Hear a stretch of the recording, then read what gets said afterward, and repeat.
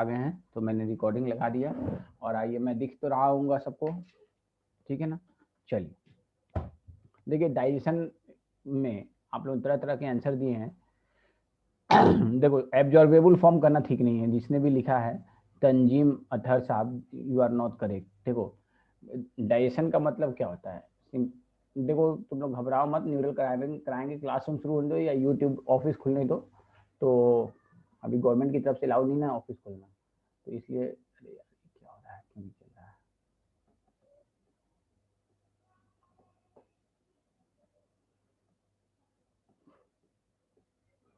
ये लो भैया, ये क्या हो गया।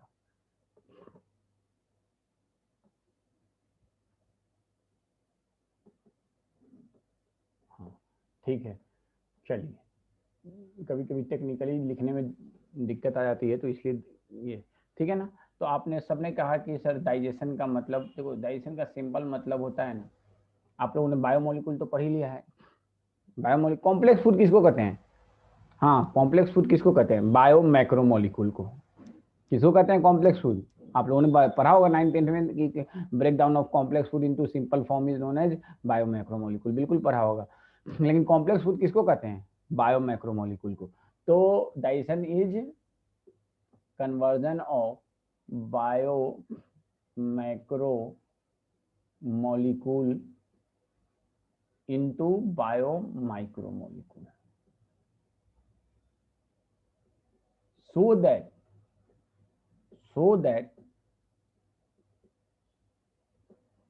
the food can be utilized by cells, utilized by cells, ठीक है। अब डाइजेशन का मतलब ये नहीं कि हम break down of complex food into simple form, simple absorbable form में 9th-10th में यही डेफिनेशन है, मुझे जहां तक ध्यान है कि 9th-10th में शायद यही डेफिनेशन है कि break down of complex food into simple form, simple absorbable form, लेकिन ये ठीक बात नहीं है, दिस इज नॉट राइट, ठीक है ना। राइट आंसर क्या है, राइट ये है कि बायो मैक्रोमोलिक्यूल को या कॉम्प्लेक्स, बायो मैक्रोमोलिक्यूल को हम क्या कह सकते हैं कॉम्प्लेक्स, और इसको क्या कह सकते हैं सिंपल। और अब देखो आप सबको मालूम है, आप में से सबको तो मैं खैर हम नहीं कह सकते कि मालूम है कि नहीं, लेकिन आप में से कई सारे बच्चों को ये मालूम है कि डाइजेशन जो होता है दो तरह का होता है,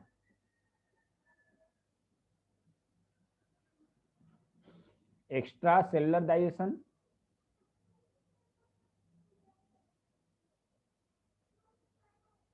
extra cellular digestion, intra cellular digestion,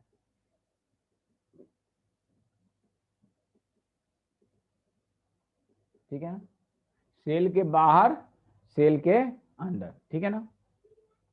अब ये बताइए जो डाइजेशन सेल के बाहर होता है, दो डाइजेशन सेल के बाहर होता है, ठीक है, उसको तो एब्जॉर्ब होने की जरूरत है ताकि सेल उसको इस्तेमाल करे। लेकिन जो डाइजेशन सेल के अंदर हो रहा है, जैसे डाइजेशन ये मान लो जैसे हम लोग का डाइजेस्टिव सिस्टम है, हम लोग का डाइजेस्टिव सिस्टम है सपोज करो, ये यार रुक जाओ इसके,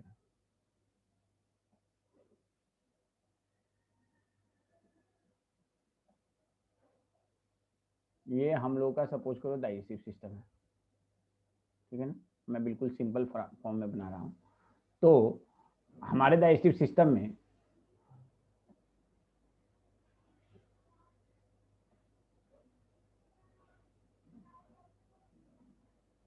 फूड यहाँ पे है या यहाँ पे है, तो ये फूड जो है ना एब्जॉर्ब होने से पहले बड़े मॉलिक्यूल से छोटे मॉलिक्यूल में तब एब्जॉर्ब होगा। तो यहाँ पे तो ये बात सही है, ठीक है ना, ये इंसान के कंधे, आपने कहा ना कि 11th में भी दिया है, तो ये ह्यूमन सिर्फ एक्स्ट्रा सेलुलर डाइजेशन के लिए ये बात ट्रू है। लेकिन मान लो ये ये फूड है और यहाँ पे अमीबा है, आप सबको मालूम है अमीबा, अमीबा में स्यूडोपोडिया होता है, ऐसे ऐसे ऐसे ऐसे ऐसे ऐसे। ये अमीबा जो है ना क्या करता है, इस फूड को पहले ये बायो मैक्रोमोलिक्यूल को किसको, इस बायो मैक्रोमोलिक्यूल को पहले अंदर में इंजेस्ट करता है और वैक्यूल बनाता है। कैसे इंजेस्ट करता है, ये सेलुलर बायोलॉजी में पढ़ा होगा आपने, ठीक है ना। इंजेस्ट करने के बाद यहाँ पे ये फूड वैक्यूल के अंदर उसको तोड़ता है। तो पहले बायो मैक्रोमोलिक्यूल टूट रहा है तब एब्जॉर्ब हो रहा है, या पहले पहले एब्जॉर्ब हो गया तब टूट रहा है, बताइए आप। ये बायो मैक्रोमोलिकुल है। पहले एब्जॉर्ब हुआ तब टूटा, या पहले इंजेस्ट हुआ तब टूटा, या पहले या बाद में पहले एब्जॉर्ब हो गया तब टूटा। First absorb then break. इसीलिए हम लोग डाइजेशन में ये नहीं कहेंगे कि break down of complex into simple absorbable form. हम लोग क्या कहेंगे? हम लोग कहेंगे break down of complex food into simple food so that this food. अब जब देखो, मान लिया ये छोटे छोटे पार्ट में यहाँ पे टूट गया, जैसे हमारे बॉडी में फूड है, अब ये छोटे छोटे पार्ट में ऐसे ऐसे टूट गया, अब इसको सेल ने एब्जॉर्ब कर लिया, और सेल में एब्जॉर्ब करने के बाद इसका इस्तेमाल किया। तो इसीलिए कहते हैं conversion of complex food into simple food so that it can be utilised by cells for various purpose. तो फूड क्या, व्हाट इज फूड? आपसे कहा जाए डिफाइन द फूड। देखो मैं थोड़ा सा स्लो पढ़ाता हूँ, ये आप सबको मालूम है, लेकिन मुझे ये आदत है ना कि मैं छोटी छोटी बात को पूछता हूँ, छोटी छोटी बात से डिस्कस करता हूँ। जोहैब ने कहा सोर्स ऑफ एनर्जी, तो इसको थोड़ा सा आप लोगों को भले थोड़ा सा लगेगा कि सर का स्लो है पेस, लेकिन इसका बेनिफिट भी आपको आगे में होगा। और यकीन मानिए, आप जब मेडिकल कॉलेज में जाएंगे, मेडिकल कॉलेज के बाद भी पोस्ट मेडिकल कॉलेज में तक में हमको याद रखेंगे, when you will become doctor इंशाल्लाह। एनर्जी देता हो, खाली फूड एनर्जी देता है?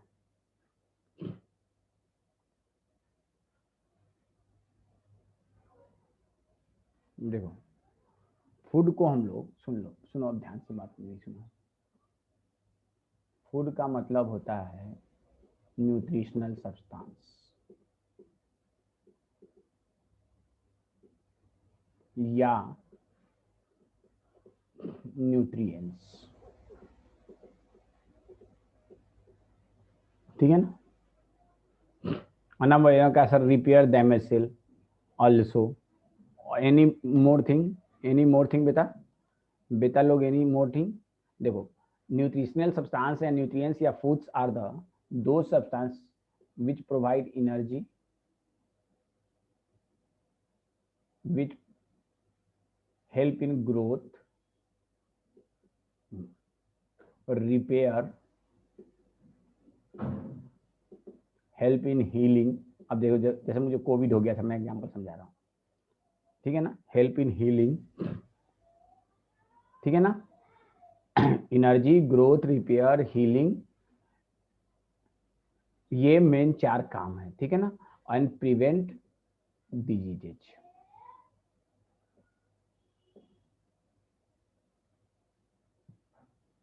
ठीक है ना? बेटा देखो, मेटाबॉलिज्म के बाद ही ये सारे काम होंगे। मेंटेनेंस ऑफ मेटाबॉलिज्म जो है, दिस इज एब्सोल्युटली नोराया, ये सब एब्सोल्युटली एब्सर्ड आंसर। मेटाबॉलिज्म किसका होता है? फूड का ही तो होता है ना, ठीक है ना? तो मेटाबॉलिज्म के बाद ही तो वो एनर्जी प्रोवाइड करेगा, ग्रोथ में हेल्प करेगा, रिपेयर में हेल्प करेगा, हीलिंग में हेल्प करेगा। तो न्यूट्रिएंट्स आर दो substances which help which give energy, which help in growth, which help in repair, which help in healing, which prevent diseases। अब जैसे मुझे हो गया था कोविड, तो कोविड के बाद जो है ना, लोगों ने कहा कि प्रोटीन के सोर्स खाइए, विटामिन लीजिए, मिनरल्स लीजिए। बीइंग अ डॉक्टर मैं भी जानता हूँ मुझे क्या लेना है क्या नहीं लेना है। तो ये बहुत इंपॉर्टेंट हो जाता है कि तो इस जो अभी मैं जिस दौर से गुजर रहा हूँ, तो अभी मैं हीलिंग फेज में हूँ। अब आपने सुना होगा कि कोई विटामिन डी कम लेता है तो उसको रिकेट्स हो जाता है, या कैल्शियम कम लेता है तो उसको रिकेट्स हो जाता है, या मैंने बताया होगा कभी क्लास में ऑस्टियोमेलेसिया हो जाता है, ऑस्टियोपोरोसिस हो जाता है, ठीक है ना? नहीं, मैं डॉक्टर नहीं, कंपाउंडर हूँ, ठीक है ना? मैं डॉक्टर ही हूँ, मैं क्लास में आप लोगों को नहीं बोलता हूँ, ठीक है ना? तो ठीक है, तो बात समझ रहे हैं मेरी बात को? तो ये इसको हम कहते हैं न्यूट्रिशनल सब्सटेंस और न्यूट्रिएंट्स। तो न्यूट्रिएंट्स को यूजेबल फॉर्म में बनाया जाता है किसके, कौन से प्रोसेस के जरिए? डाइजेशन। लेकिन न्यूट्रिएंट्स में क्या क्या चीजें आती हैं? अनम, बताइए। अनम अयूब मान लिया आपने, अनम अयूब आप मानने वाली ही तो है ना? हाँ बताइए, न्यूट्रिएंट्स में कौन कौन से सब्सटेंस आते हैं, बताइए। कौन कौन से सब्सटेंस आते हैं न्यूट्रिएंट्स में? मैं ना ना ना ना ना, हाँ देखिए, न्यूट्रिएंट्स में इसीलिए मैं बायोमोलिकुल देखो, बायोमोलिकुल थोड़ा पढ़ाने में बोरिंग लगता है, पहले ही चैप्टर वो शुरू कर दो तो बच्चे झेल जाते हैं, लेकिन पढ़ाने के पीछे रीजन है। न्यूट्रिएंट्स में हम लोग दो दो ग्रुप में रखते हैं न्यूट्रिएंट्स को, organic and inorganic. Abdul Samad साहब ने कहा है, अब्दुल समद साहब अनम की भाई ना हो तुम? अब्दुल समद? नहीं नहीं नहीं, नहीं कोई और हो। तो चलो, न्यूट्रिएंट्स जो है ना, तो न्यूट्रिएंट्स दो तरह के होते हैं। एक न्यूट्रिएंट्स वो जो बहुत बल्क में रिक्वायर्ड हो, और एक जो बहुत कम अमाउंट में रिक्वायर्ड हो। एक न्यूट्रिएंट्स जो बहुत ज़्यादा अमाउंट में रिक्वायर्ड हो, और एक जो बहुत कम अमाउंट में रिक्वायर्ड हो। तो जो बहुत ज़्यादा अमाउंट में रिक्वायर्ड हो उसको हम कहते हैं macro nutrients, required in more quantity. और जो कम अमाउंट में रिक्वायर्ड हो, अमाउंट भी बताएंगे आगे, हम पढ़ाएंगे अलग से विटामिन मिनरल्स, तो वहां पे बताएंगे माइक्रो न्यूट्रिएंट्स। तो मैक्रो न्यूट्रिएंट्स में क्या क्या आता है? तो मैक्रो न्यूट्रिएंट्स में मेनली तीन आते हैं, कार्बोहाइड्रेट, फैट या लिपिड, प्रोटीन। हालांकि न्यूक्लिक एसिड भी हो सकता है, लेकिन न्यूक्लिक एसिड को रखते नहीं है जनरली, आप रख सकते हो, कोई दिक्कत नहीं है। और इसमें आता है vitamin and minerals, vitamin minerals. तो ये बताइए आप लोग मुझे, क्या विटामिन और मिनरल्स को हम लोग डाइजेशन करना पड़ता है कि नहीं? यस या नो में आंसर दिए। तो क्या विटामिन और मिनरल को डाइजेशन करना पड़ता है कि नहीं?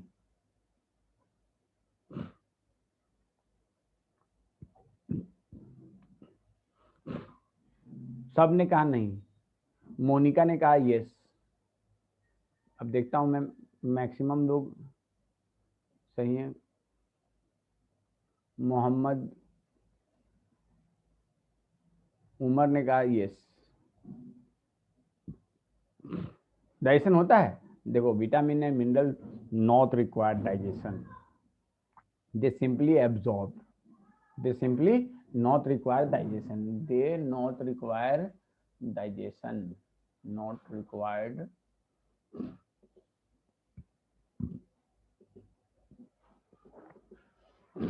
डाइजेशन, इसको रिक्वायर्ड नहीं है। समझ रहे हैं बात को? तो बात समझ में आई? अब आई। तो ये हमने एक बहुत ही सिंपल सा डेफिनेशन बताया है। अब देखिए, क्या फूड के बगैर हम लोग सर्वाइव कर सकते हैं? Can we survive without food? हाँ, कर सकते हैं कुछ दिनों के लिए, क्योंकि उस दौरान हमारे बॉडी में जो स्टोर फूड होता है ना, उससे काम चल जाता है। ठीक है ना? अब देखिए, आपके एनसीईआरटी में जो थोड़ा सा ऊपर में दिया है हेडिंग, वहीं पे डेफिनेशन को आप उसको मैं थोड़ा सा पढ़ रहा हूँ, उसके बाद फिर आगे हम लोग डिस्कस करेंगे। अब देखो, आगे हम लोग विटामिन और मिनरल के बारे में अलग से सेपरेट स्टडी करेंगे, ठीक है ना? ये आपके बुक में नहीं है, लेकिन उस पर क्वेश्चन आते हैं, तो विटामिन और मिनरल के बारे में भी अलग से स्टडी करेंगे। देखो, food is one of the basic requirement of all living organism, ये आप सबको मालूम है। द मेजर कंपोनेंट और कार्बोहाइड्रेट, प्रोटीन। देखो, मेजर कंपोनेंट का मतलब क्या है यहाँ पे? ये नहीं कि विटामिन और मिनरल का कोई इंपॉर्टेंस नहीं है, यहाँ पे मेजर कंपोनेंट का मतलब है कि ज्यादा अमाउंट में। Vitamin and minerals are also required in small quantity. देखो, वहां पे मेजर नहीं लिखना चाहिए था, वहां लिखना चाहिए था द मेजर। एनसीईआरटी में भी कई बार मिस्टेक्स कर देते हैं, मेजर कंपोनेंट की जगह लिखना चाहिए था कि the food which is required in more quantity. समझ रहे हैं ना बात को? Food provide energy, organic material for growth and repair of tissue. देखो, इसमें सिर्फ तीन बात लिखा है, रिपेयर ऑफ। जैसे टिश्यू हमारे बॉडी में हमेशा ऑल द टाइम डैमेज होता रहता है, टिश्यू आप सबको पढ़ाया है। जैसे हम डाइजेस्टिव सिस्टम है ना, तो आपको मालूम है, आप जब पोटी करते हो तो आपके पोटी में हजारों एपिथेलियल टिश्यू आपके डाइजेस्टिव कैनाल के निकलते हैं। आपके बॉडी में जो ब्लड बॉडी फ्लूइड है, उसमें आरबीसी लाखों हर वक्त मरते हैं, नए बनते हैं। तो उन सबके लिए किसकी जरूरत है? फूड की। अब देखिए, ये फूड है, लेकिन फूड में क्या वाटर आता है? आप ये बताइए, क्या फूड के अंदर वाटर को हम रखेंगे या नहीं रखेंगे? Is food is a part, water is a part of food और नॉट? वाटर को हम लोग फूड का पार्ट रखेंगे कि नहीं?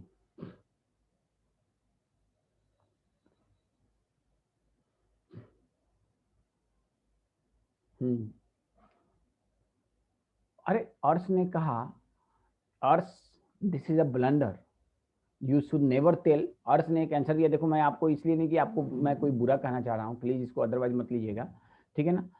देखो बेटा अर्थ, कभी भी भूल के ये आंसर मत देना, ये आपने ब्लंडर किया है।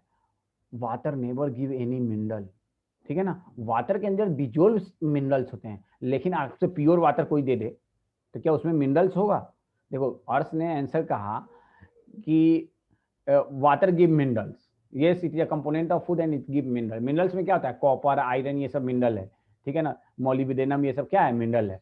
तो water never give minerals, water में डिजोल्व रहता है मिनरल, ठीक है ना। Water itself is not a component of food, but water is essential for utilisation of food. Water is not a component of food, but it is essential for utilisation of food. सुनो इसके आगे NCERT में क्या लिखता है? The water we take play important role in metabolic process and also prevent dehydration of body. मतलब body से पानी के लॉस को रोकता है। और मेटाबॉलिक प्रोसेस, मेटाबॉलिक प्रोसेस का मतलब है यूटिलाइजेशन ऑफ फूड। अब देखिए नेक्स्ट आगे वाली बात जो हमने पहले ही बता रखा है, bio macromolecule of food can not be utilised by our body in their original form. Original form में वो यूटिलाइज नहीं होता है, they have to be broken down and converted into simple substance in digestive system. अब जो है देखो अगला लाइन इसी के बेसिस पे ये डेफिनेशन है, ये डेफिनेशन यूनिवर्सली ट्रूथ नहीं है। अब आप लोग क्लास 11th में आ गए, समझ में आया ना? किसके लिए ये है? ये किसके लिए ये डेफिनेशन है बताइए? ये डेफिनेशन सिर्फ उन ऑर्गेनिज्म के लिए है जिसमें कंप्लीट डाइजेस्टिव कैनाल होता है। किसके लिए? कंप्लीट या इनकम्प्लीट डाइजेस्टिव कैनाल होता है, जिसमें डाइजेस्टिव सिस्टम नहीं है उसके लिए क्या कहेंगे आप? समझ में आया ना? तो ये जो है ना किसके लिए है? जैसे कि भाई जितने मेजॉरिटी आप एसके हेल्मिन से लेके ऑलमोस्ट आगे तक पॉरीफेरा में डाइजेस्टिव सिस्टम है नहीं है, सिलेंट्रेटा में है नहीं है, टिनोफोरा में है नहीं है, प्लेटी एलिमेंट्स में कुछ में इनकम्प्लीट है, कुछ में एब्सेंट है। तो एसके हेल्मिन से लेके ऊपर सारे में कंप्लीट डाइजेस्टिव कैनाल है, और इन सब में क्या होता है? एक्स्ट्रा सेलुलर डाइजेशन होता है। तो ये उस बेसिस पे कहा है, लेकिन जिसमें इंट्रा सेलुलर डाइजेशन होगा उसके लिए नहीं है। तो समझ में आया? तो आपको कौन सा डेफिनेशन याद रखना है? जो हमने बताया है, कौन सा? ये वाला, ठीक है ना।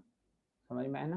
Conversion of bio micromolecule into bio micromolecule so that it can be utilized for by cells, ठीक है। अब आइए आगे हम लोग अलग से एक टॉपिक पढ़ेंगे मैक्रोन्यूट्रिएंट्स का, माइक्रोन्यूट्रिएंट्स का। इससे पहले हम लोग, Sumaiya are you here? Sumaiya are you here? समझ में आ रहा है बेटा? थोड़ा बहुत कल बोल रहे थे आपकी, हाँ समझ में आ रहा है? आप बोल रहे थे कि थोड़ा बहुत कोशिश करेंगे तो समझ में आएगा, ठीक है ना, आएगा। अब देखो जो बहुत डिफिकल्ट टॉपिक है, जैसे कि आपको हमने बताया ना वो न्यूरल कंट्रोल वाला, तो वो नहीं समझ में आएगा, उसमें थोड़ी सी लोकोमोशन एंड मूवमेंट में थोड़ी सी डिफिकल्टी आएगी, उसमें आएगी डिफिकल्टी, ठीक है ना। ब्रीदिंग एंड एक्सचेंज में डिफिकल्टी हो सकती है आए, वहाँ पे हमको अगर कोशिश करेंगे कि आपका कोचिंग खुलने लगे तो फिर मैं यूट्यूब पे पढ़ाऊंगा तो थोड़ा सा ज़्यादा समझ में आएगा, लेकिन इसलिए मैं आसान टॉपिक शुरू किया हूँ ताकि आपको समझ में आए। चलिए तो आइए अब हम लोगों को जो नेक्स्ट टॉपिक पढ़ना है वो ह्यूमन डाइजेस्टिव सिस्टम के बारे में पढ़ना है। अब देखो ह्यूमन डाइजेस्टिव सिस्टम, ये खतरनाक फोटो को मत देखो, अभी बाद में देखेंगे। ये बताओ ह्यूमन डाइजेस्टिव सिस्टम कंप्लीट है या इनकम्प्लीट है?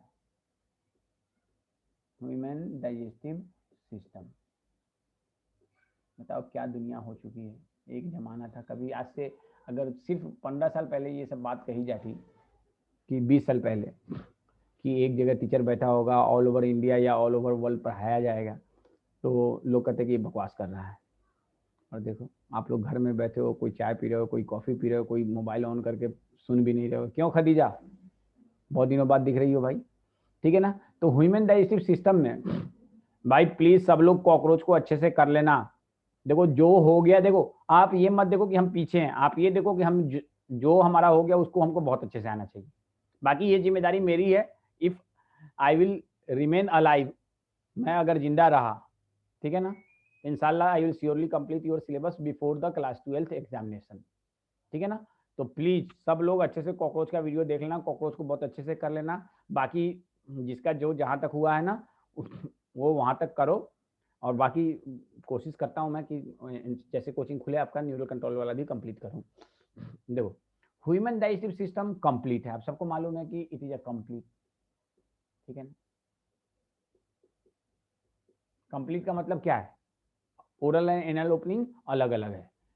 दूसरी चीज आप ये बताओ, ह्यूमन में इंटरनल डाइजेशन, देखो डाइजेशन और भी दो तरह के होते हैं। डाइजेशन जो है ना, एक तो डाइजेस्टिव, क्योंकि इसमें जो बच्चे ओल्ड बैच के उनको तो मालूम होगा, डाइजेशन को हम लोग ऐसे भी कहते हैं, एक तो एक्स्ट्रा सेलर हो गया, एक इंट्रा सेलर हो गया। एक होता है इंटरनल और एक होता है एक्सटर्नल।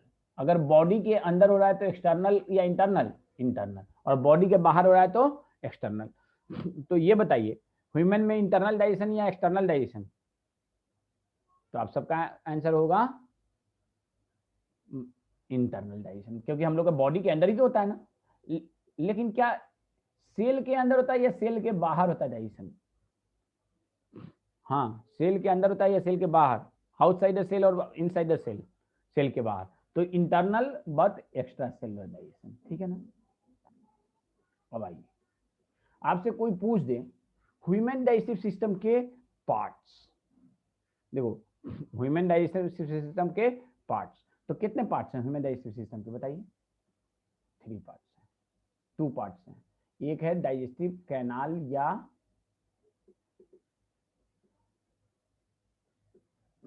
एलिमेंट्री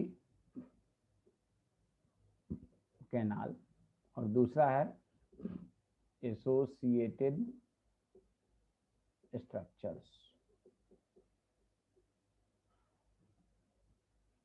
डाइजेस्टिव कैनाल या एलिमेंट्री कैनाल और एसोसिएटेड।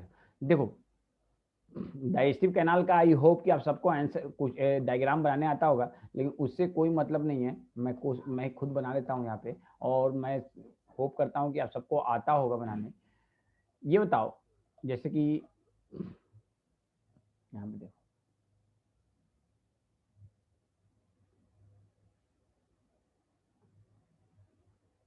ये एक भाई साहब है, ठीक है ना, डायग्राम थोड़ा सा फनी सा है, ठीक है। तो यहाँ पे क्या होता है,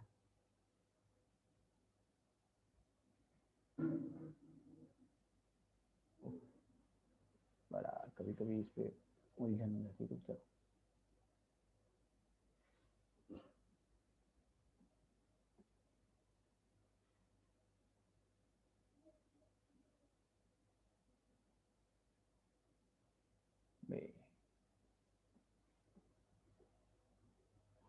इस पे कभी कभी डायग्राम बनाने में बड़ा मुश्किल हो जाता है, हाथ फिसलने लगता है ना, ठीक है।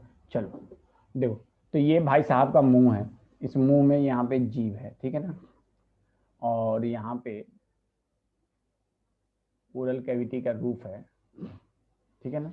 यहाँ पे भाई साहब का क्या है,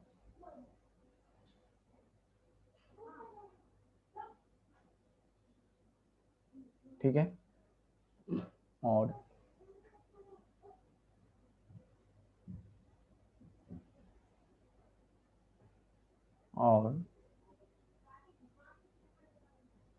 ये ईसोफेगस है। सुन लो अभी, देखो मैं एक बहुत ही अभी, ये यहाँ से माउथ है, ठीक है ना, ये माउथ है, माउथ से यहाँ पे फेरिंग्स है, यहाँ से पीछे फेरिंग्स है पूरा। अब ये ऐसे है स्ट्रक्चर, इसको भूल जाओ, ये सब क्या है ये सब भूल जाओ, ये सब क्या है ये सब भूल जाओ, ठीक है ना। अब देखिए, ये टंग है, यहाँ पे हाइवाइड बोन होता है। कौन सा बोन होता है यहाँ पे, हाइवाइड बोन। हाइवाइड बोन किसके लिए बनाते हैं, इसे टंग अटैच है, ये पूरा टंग है, टंग ऐसे है, ठीक है ना। तो देखो इस डायग्राम को गौर से देखो, यहाँ पे ये क्या चीज कहलाता है, ये कहलाता है ये। उसके बाद देखो भाई, डायग्राम दिख रहा है सबको। उसके बाद मैं आपको कलर चेंज करूँ, ये है,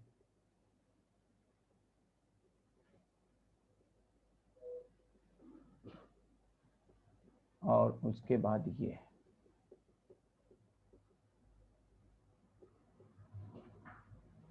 सुन लो, तो ये माउथ हो गया, माउथ से इसको हम क्या कहते हैं, ओरल कैविटी, इसको हम क्या कहते हैं, ओरल कैविटी या ओरल कैविटी, माउथ से ओरल कैविटी। ओरल कैविटी के पीछे इन तीनों को कंबाइनली हम क्या कहते हैं, ये तीन जो कलर है इन तीनों को हम कंबाइनली कहते हैं फेरिंग्स। अब आप में से हर एक को मालूम होगा फेरिंग्स के कितने पार्ट होते हैं। हाँ भाई, फेरिंग्स के कितने पार्ट होते हैं बताइए, how many parts of pharynx.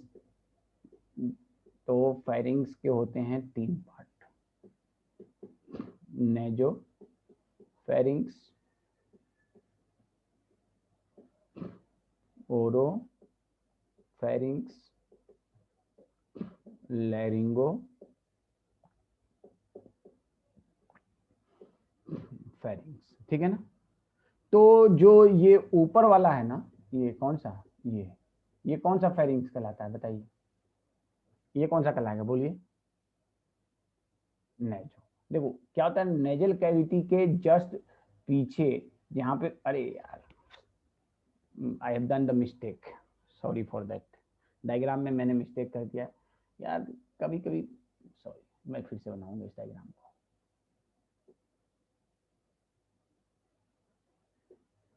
देखो डायग्राम ह्यूमन फिजियोलॉजी में बहुत इंपॉर्टेंट हो जाता है, ये बात जान लो और ये ध्यान रखना। देखो मैंने मिस्टेक कर दिया इतना दिन से पढ़ाने के बाद, और देखो वही मिस्टेक क्यों किया, यहाँ ये डिजिटल इस बोर्ड की वजह से, डिजिटल बोर्ड रहता तो शायद मैं नहीं करता मिस्टेक, तो मुझे आदत है डिजिटल बोर्ड पर पढ़ाने की, मैं मैक्सिमम क्लास वहीं पे लेता था। अब लेकिन ऑफिस ही नहीं खुल रहा है तो क्या किया जाए।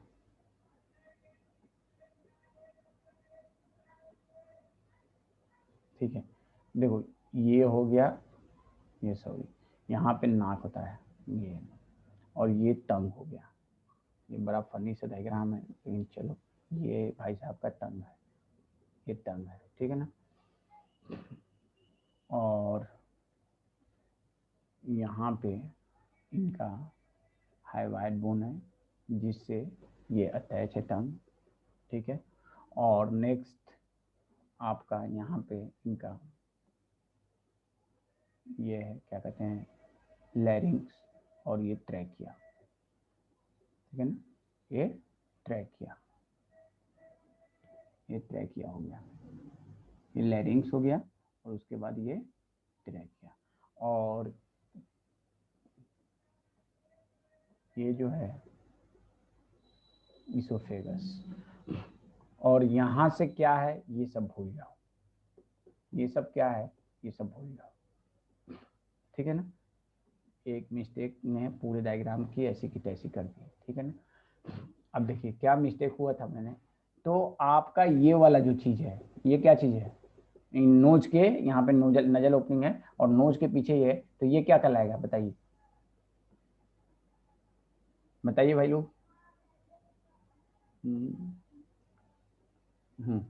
ये जो चीज है, ये जो है ना नोज के जस्ट पीछे है, तो इसको हम कहते हैं नेजोफेरिंग्स।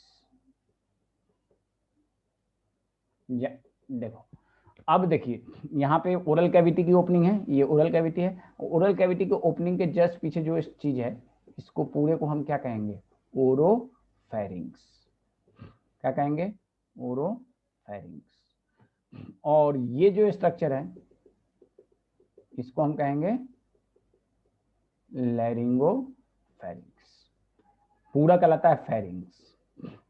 देखो अब नाक की 2 ओपनिंग है, इस ओपनिंग को हम क्या कहते हैं बताओ, इस ओपनिंग को क्या कहते हैं, इस ओपनिंग को क्या कहते हैं, इसको हम क्या कहते हैं, एक्सटर्नल नेयर, और इस ओपनिंग को हम क्या कहते हैं, इंटरनल नेयर, ठीक है ना। तो इंटरनल लेयर के पीछे जो स्पेस है उसको हम कहते हैं नेजो। बेसिकली फेरिंग्स को डिफाइन कैसे करेंगे, how will you define the pharynx, तो फेरिंग्स का डेफिनेशन होता है और ट्यूब लाइक स्ट्रक्चर,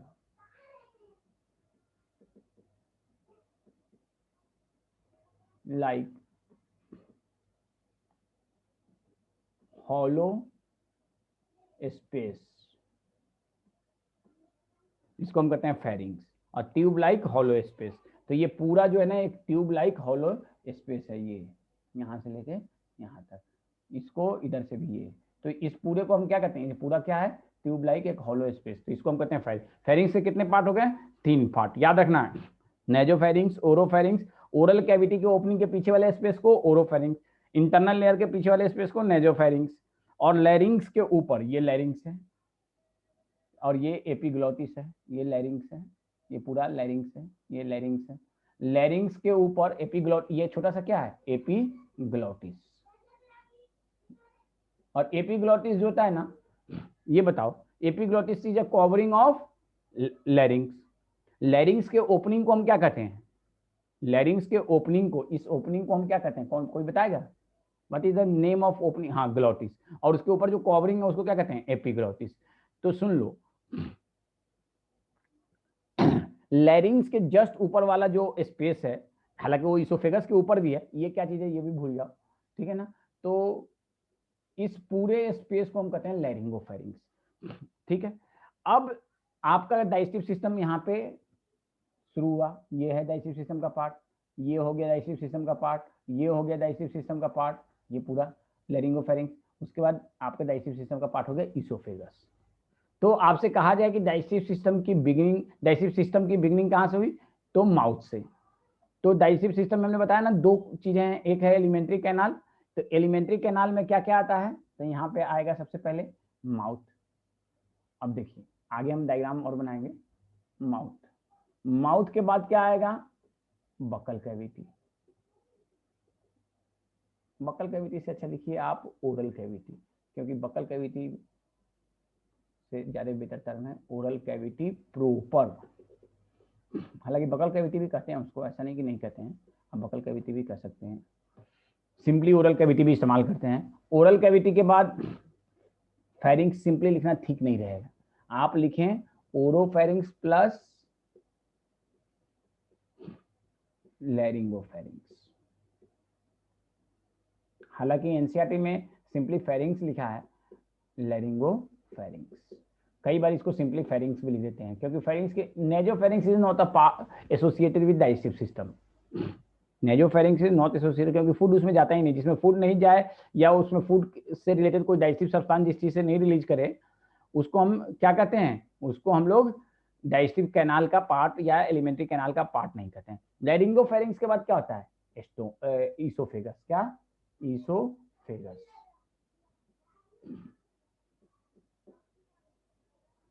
क्या होता है, ईसोफेगस। देखो सुन लो, अब मैं यहीं पे डायग्राम बना रहा हूँ, ये हो गया आपका ईसो, अरे यार ये चल क्यों नहीं रहा है सही से, पर अब भाग रहा है इधर उधर, रुको 1 मिनट में कोई जुगाड़ करता हूँ जिसकी वजह से ये शायद अच्छा बनने लगे। अरे वाह, 2 देसी जुगाड़ है, लेकिन कुछ नहीं होगा इससे, चलो रुको 1 मिनट यार, ये कहाँ पे कैसे कौन सा लेते हैं जो सही बनता है, 1 सेकेंड।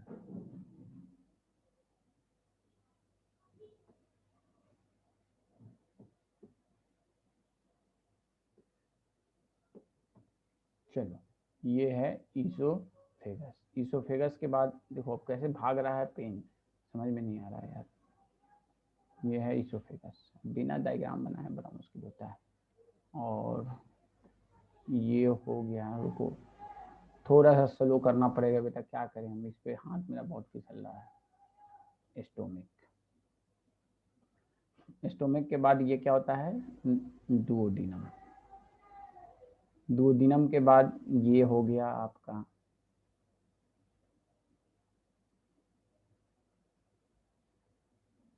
जेजनम, जेजनम के नीचे ये हो गया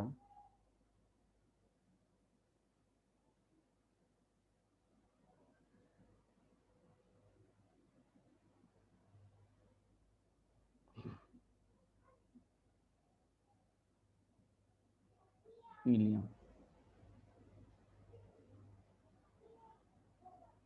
और इलियम के बाद ये हो गया सीकम, और सीकम के बाद ये हो गया कोलोन। कोई बताएगा कोलोन को ऐसे ऐसे हम लोग क्यों बनाते हैं, ऐसे ऐसे, कभी आपने सोचा है कोलोन को, इसका आंसर मिलेगा इसी चैप्टर में, कोलोन को हम लोग ऐसे ऐसे क्यों बनाते हैं। Anyone, any idea?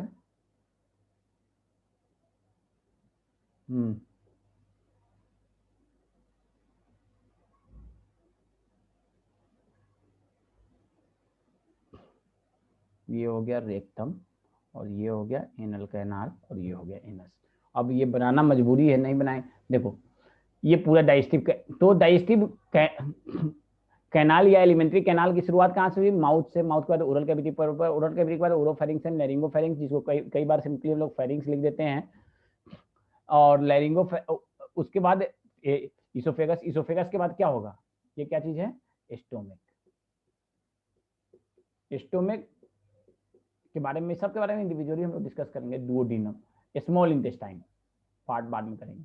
Small intestine जो क्वाइल स्ट्रक्चर है, स्टोमिक के बाद पूरा स्ट्रक्चर जो है स्मॉल इंटेस्टाइन, और स्मॉल इंटेस्टाइन के बाद ये पूरा यहाँ से लेके यहाँ से शुरू होता है स्मॉल इंटेस्टाइन, और यहाँ तक स्मॉल इंटेस्टाइन है। ये पूरा ये पूरा ये पूरा ये सब क्या है? स्मॉल इंटेस्टाइन है, ठीक है ना। अब स्मॉल इंटेस्टाइन के बाद क्या होगा? लार्ज इंटेस्टाइन, और लार्ज इंटेस्टाइन के बाद इन सब के पार्ट भी हम लोग डिस्कस करेंगे इंडिविजुअली। लार्ज इंटेस्टाइन के बाद ये कहलाता है एनल कैनाल, यहाँ से यहाँ तक एनल कैनाल, ठीक है। और एनल कैनाल के बाद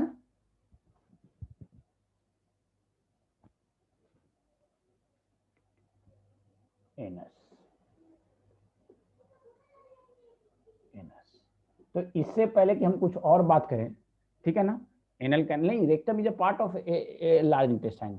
देखो caecum, colon and rectum large intestine के पार्ट होते हैं, ठीक है ना। ठीक है ना मुसीर, आपने पुराना वीडियो देखा है इसलिए बता रहे हैं, मुझे मालूम है, ठीक है ना, कोई बात नहीं, ठीक ठाक आंसर है, लेकिन उसमें अभी हम समझाएंगे आपको, ठीक है, अच्छी बात है, गुड, ठीक है। देखो बेटा सुनो, प्लीज लिसन केयरफुली। आपने ईसोफेगस, स्टोमिक, स्टोमिक को फर्दर हम लोग कई सारे रीजन में डिवाइड करते हैं। अब देखो यहाँ पे आप स्मॉल इंटेस्टाइन में ये दुओडेनम है, यहाँ से लेके यहाँ तक, उसके बाद ये यहाँ से लेके ये सारी चीजें, ये सब जेजनम है, और इसके बाद यहाँ से ये क्या है? इलियम है। देखो अब यहाँ पे देखो तो ये क्या चीज है? सीकम। सीकम के बाद ये सब क्या है? कोलोन, ये पूरा कोलोन, और कोलोन के बाद ये क्या चीज है? तो रेक्टम, और रेक्टम के बाद ये क्या है? एनल कैनाल और एनस, ठीक है। तो इतना आपको याद होना है। अब इसमें आगे बाकी, अब एसोसिएटेड स्ट्रक्चर डाइजेस्टिव सिस्टम से रिलेटेड कौन कौन से हैं? तो खटाखट बोलिए तो, एसोसिएटेड स्ट्रक्चर्स कौन कौन से हैं? What are the associated structures? बिल्कुल बेटा कॉपी में बनाना चाहिए डायग्राम, हालांकि डायग्राम मेरा अच्छा खुद नहीं बना है, इस पर बनाने में थोड़ी सी डिफिकल्टी आ रही है, शायद धीरे धीरे फिर से एडजस्ट हो जाए, सेट हो जाए तो दो चार डायग्राम बनाऊं तो। हाँ बताइए एसोसिएटेड स्ट्रक्चर्स कौन कौन से हैं? Gall bladder, liver, pancreas, any more? Gastric gland? नहीं बेटा सुनो, आप एसोसिएटेड स्ट्रक्चर्स में ऐसे लिखोगे, ठीक है ना, क्या क्या चीजें आती हैं। सबसे पहले आप देखो, बताओ, आप मुझे बताओ, क्या बकल कैविटी में कोई एसोसिएटेड स्ट्रक्चर्स है डाइजेस्टिव सिस्टम से रिलेटेड? बकल कैविटी में कोई एसोसिएटेड स्ट्रक्चर है डाइजेस्टिव सिस्टम से रिलेटेड? टीथ, सलाइवरी ग्लैंड, तो ये सब बोलो ना। देखो टीथ हो गया, टंग हो गया, ठीक है ना, सलाइवरी ग्लैंड हो गया, ठीक है ना। उसके बाद नीचे आ जाओ तो इसोफेगस में कोई एसोसिएटेड स्ट्रक्चर नहीं है। एसोसिएटेड स्ट्रक्चर का मतलब हुआ, सुन लो, एसोसिएटेड स्ट्रक्चर का मतलब हुआ कि वो डाइजेस्टिव कैनाल का पार्ट नहीं है। जैसे आपने से किसी ने लिखा ना गैस्ट्रिक ग्लैंड, हाँ teeth is also associated structure. देखो है तो कैनाल के अंदर ही, लेकिन टीथ एक अलग से उसमें प्रोजेक्शन है, इसलिए टीथ को हम लोग कहते हैं कि ये एसोसिएटेड स्ट्रक्चर है। टीथ, टंग, सलाइवरी ग्लैंड्स, उसके बाद आप देखो, अब जैसे कि गैस्ट्रिक ग्लैंड बोला, कोई इंटेस्टाइनल ग्लैंड बोलेंगे, तो ये सब तो गैस्ट्रिक ग्लैंड किसका पार्ट है? स्टोमक का पार्ट है। इंटेस्टाइनल ग्लैंड किसका पार्ट है? इंटेस्टाइन का पार्ट है, तो उसको नहीं लिखेंगे। अब आ जाएगा आपका गॉल ब्लाडर, ठीक है, गॉल ब्लाडर लिखिए, लीवर, पैंक्रियाज, ये सब एसोसिएटेड स्ट्रक्चर है। तो इन सब के बारे में हालांकि हम लोग डिस्कस करेंगे कि ये सब डाइजेशन में हेल्प करते हैं। They are not direct, these all help in digestion, ठीक है ना, पैंक्रियाज, ठीक है ना। तो ये सारे डाइजेशन में हेल्प करते हैं। अब आइए बात करें हम लोग ह्यूमन डाइजेस्टिव सिस्टम की। तो ह्यूमन डाइजेस्टिव सिस्टम में हम लोग को शुरुआत हम लोग करेंगे, देखो ओरल कैविटी क्या होता है, ओरल कैविटी या बकल कैविटी, माउथ को कैसे डिस्क्राइब करेंगे, how will you describe the mouth. तो mouth is a slit like, नहीं, salivary gland is not a part of mouth. Salivary gland कहाँ पे होता है, अभी मैं फोटो बनाऊंगा तो समझ में आएगा। Salivary gland not located in mouth. Salivary gland के जो डक्ट्स होते हैं that open in mouth. Salivary glands के जो डक्ट होते हैं दैट ओपन इन माउथ। समझ में आया क्लिटी, are you getting my point. तो आप ये बताइए how will you describe the mouth. तो mouth is a slit like opening, mouth is a slit like opening which open into oral cavity और बक्कल कैविटी। अब देखिए, तो mouth is for ingestion of food, mouth is for ingestion of, mouth is a provide the, sorry mouth is not for ingestion of food, mouth provide the path for ingestion of food. आप लोग ये बताओ, आप लोगों ने 9th 10th में पढ़ा होगा डाइजेशन कितने स्टेप्स में होते हैं।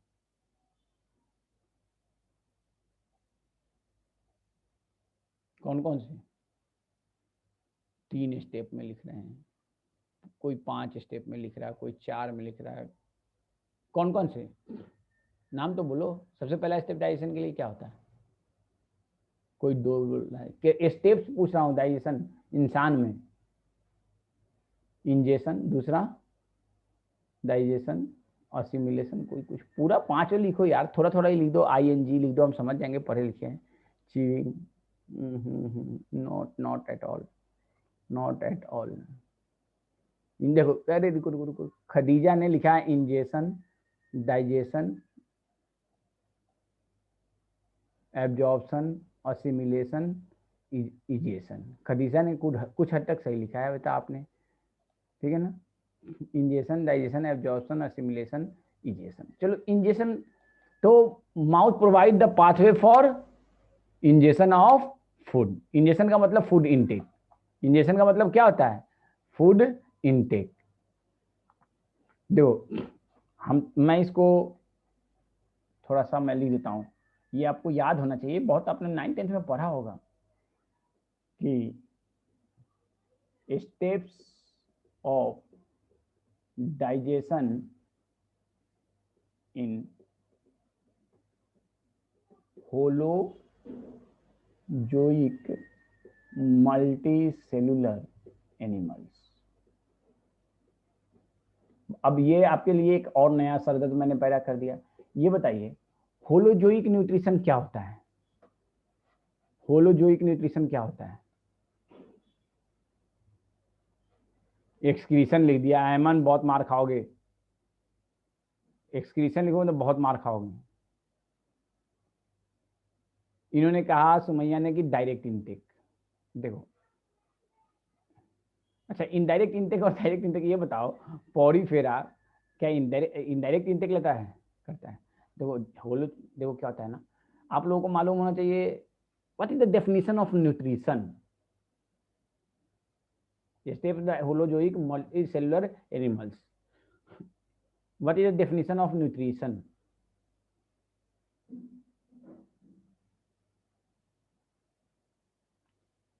नहीं, मैं पूछ रहा हूँ न्यूट्रिशन का डेफिनेशन क्या होता है, न्यूट्रिएंट्स का नहीं, न्यूट्रिशन का। न्यूट्रिएंट्स का तो डेफिनेशन मैंने बता रखा है, न्यूट्रिशन का डेफिनेशन क्या होता है। हाँ बिल्कुल सही है, मोनिका ने आंसर दिया, process of taking nutrients and it's simply process of intake of food, process of intake of nutrients is known as nutrition. Nutrition के बारे में, न्यूट्रिशन के बारे में यहाँ पे मैंने शुरू में ही एक बना रखा है, ये आप लोग जरूर देखिए। न्यूट्रिशन 2 तरह के होते हैं, process of intake of nutrients और process of making the nutrients. Process of taking the nutrients और process of making the nutrients, दोनों को, दोनों बात लिखेंगे।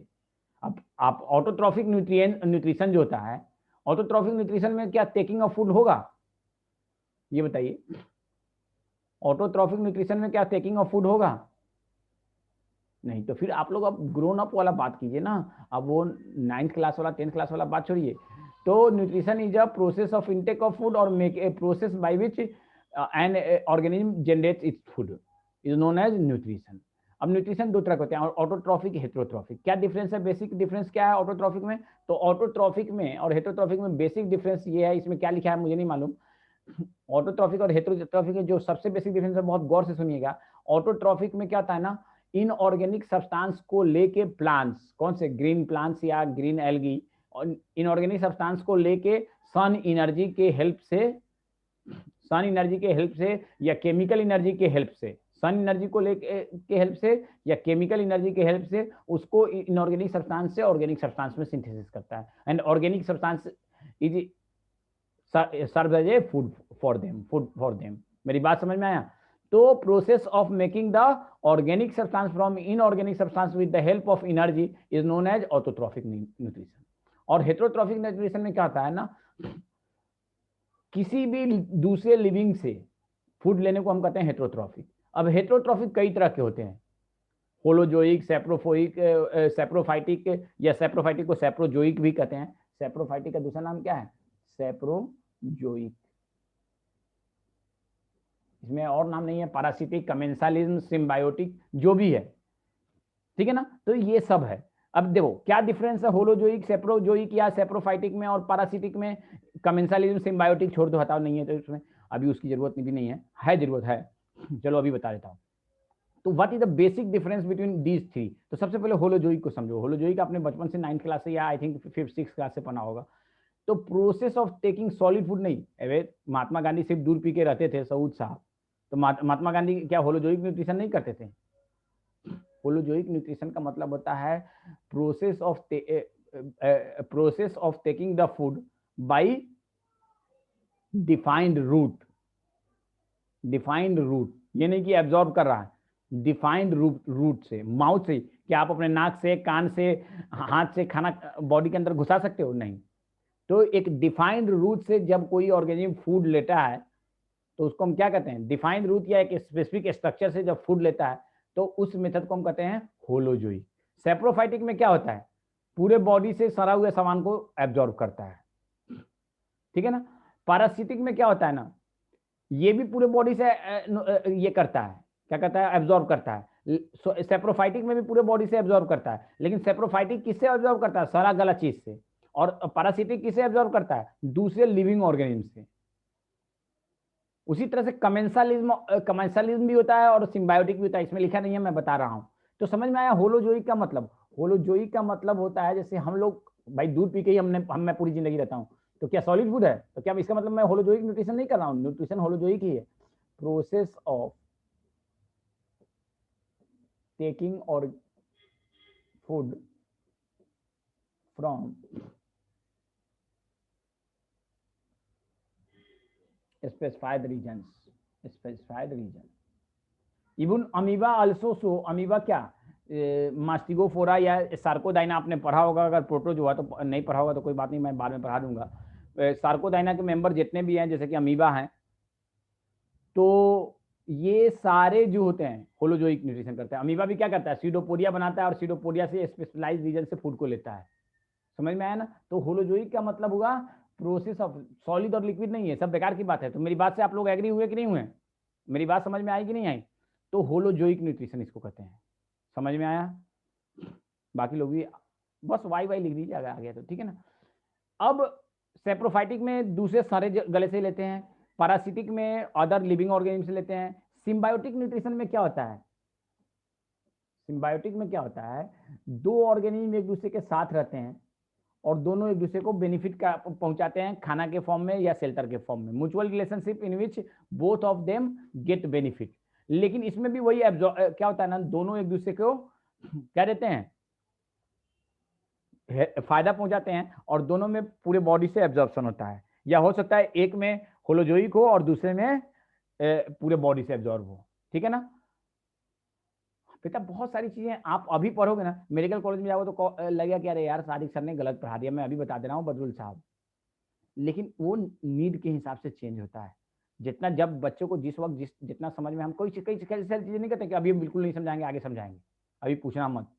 उसके पीछे रीजन यही होता है ना कि जब जिसको जितनी जरूरत है उतना ही समझाया जाता है।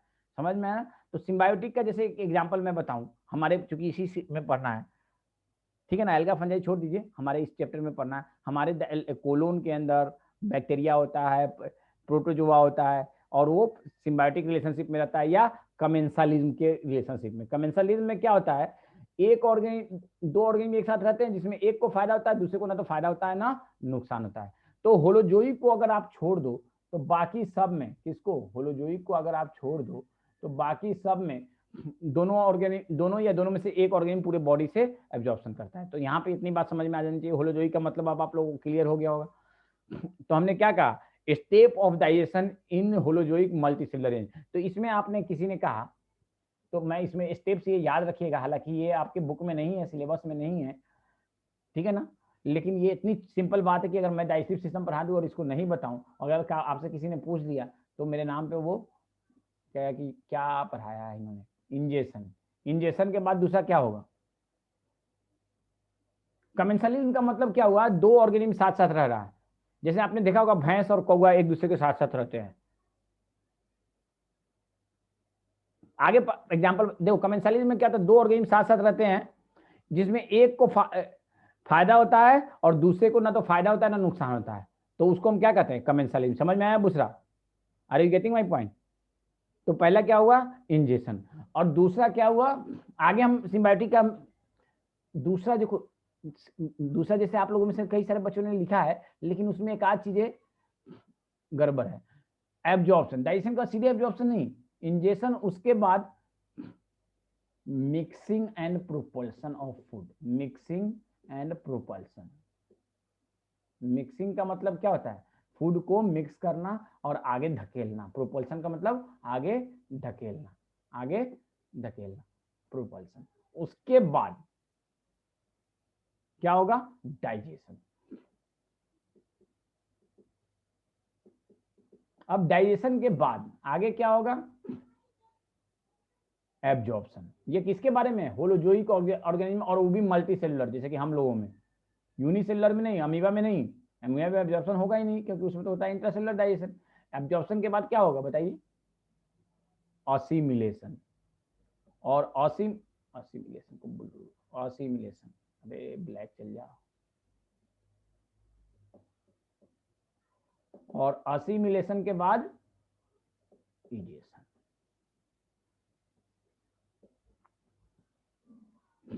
देखो इसमें मैं आपको बताऊं तो आप में से कौन बताएगा इंजेक्शन का मतलब क्या हुआ। इंजेक्शन का मतलब हुआ intake of food from outside. जैसे बताए आउटसाइड से होलोजोइक के, तो आउटसाइड से आप सॉलिड फूड लो, लिक्विड फूड लो, कोई भी। मिक्सिंग एंड प्रोपल्सन का मतलब समझाने की जरूरत नहीं है, माउथ में हम मिक्स करते हैं, डाइजेस्टिव कैनाल में मिक्स होता है और फूड आगे की तरफ बढ़ता है। डाइजेशन का मतलब ब्रेकडाउन। एब्जॉर्प्शन का मतलब जो फूड टूट गया या जो जिनको टूटने की जरूरत नहीं, जैसे विटामिन और मिनरल, उनको एब्जॉर्ब करना, चाहे वो स्टोमक से करो, चाहे वो स्मॉल इंटेस्टाइन से करो, या थोड़ा सा फूड इवन किससे, ओरल कैविटी से भी एब्जॉर्ब हो जाता है, ठीक है ना।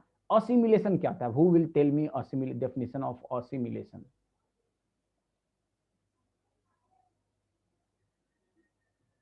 बोलिए कौन बताएंगे ऑसिमिलेशन का मतलब।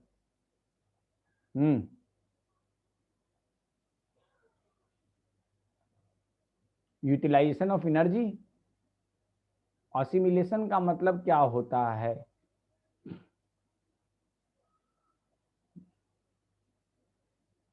देखो ऑसिमिलेशन का मतलब, कुछ लोग आप में से कुछ लोगों ने ठीक बताया है बात। देखो जो फूड हमने एब्जॉर्ब कर लिया था, वो सेल जो है ना, उस फूड का क्या करता है, उसको तोड़ता है, तोड़ने के बाद उसका उससे एनर्जी लेता है। या ऑसिमिलेशन, हमने मान लिया एक ये फूड है, इस फूड को, ये बायो माइक्रोमोलिक्यूल, ये बायो माइक्रोमोलिक्यूल था, ये टूटा, इसको बायो माइक्रोमोलिक्यूल बना लिया। इस बायो माइक्रोमोलिक्यूल को बनाने के बाद इसको सेल ने एब्जॉर्ब कर लिया। क्या कर लिया, सेल ने इसको एब्जॉर्ब कर लिया। अब एब्जॉर्ब करने के बाद ये सेल जो है इस फूड का इस्तेमाल क्या करता है, एनर्जी पैदा करने के लिए, ग्रोथ के लिए, रिपेयर के लिए, हीलिंग के लिए। इस पूरे प्रोसेस को क्या कहते हैं, यूटिलाइजेशन। जैसे आप में से बहुत सारे बच्चों ने ये बात लिखा है, सही लिखा है। तो utilization of absorb food is known as assimilation. और जो फूड हमने नहीं एब्जॉर्ब किया, जो फूड हमने स्टार्ट नहीं किया, उस फूड को हम लोग क्या कहते हैं, उसको हम लोग बाहर निकाल लेते हैं in the form of potty, in the form of potty. तो उसको हम क्या कहते हैं, इजेशन। उसको हम क्या कहते हैं, इजेशन। तो समझ में आ गया बात। अब देखो, आज के लिए मैं इतना ही पे छोड़ता हूँ, आप लोग का 4 बजने वाला है, ठीक है ना। नेक्स्ट क्लास बहुत मजेदार क्लास होने वाला है। हम लोग टीथ के बारे में बहुत कुछ जानेंगे, टंग के बारे में, पैलेट के बारे में, ओबुला के बारे में, वाल्डेयर रिंग के बारे में, ठीक है ना। और अभी 2-4 दिन में थोड़ा क्लास, अभी जुनैद सर थोड़ा सा घर पे गए हुए हैं, ठीक है ना। उसका 2-4 दिन के बाद से मैं क्लास 1.5 घंटे कर दूंगा, ठीक है ना। सब देखो, अब जाहिर सी बात है, आप अपने बारे में पढ़ोगे तो मजा आएगा, जब आप दूसरे एनिमल्स के बारे में पढ़ोगे तो नहीं मजा आएगा। तो ये तो फिक्री सब्जेक्ट है बिल्कुल आपके अपने बारे में, ठीक है। चलिए, तो अभी शायद दूसरी क्लास आपकी शुरू होने वाली है। चलिए, ठीक है।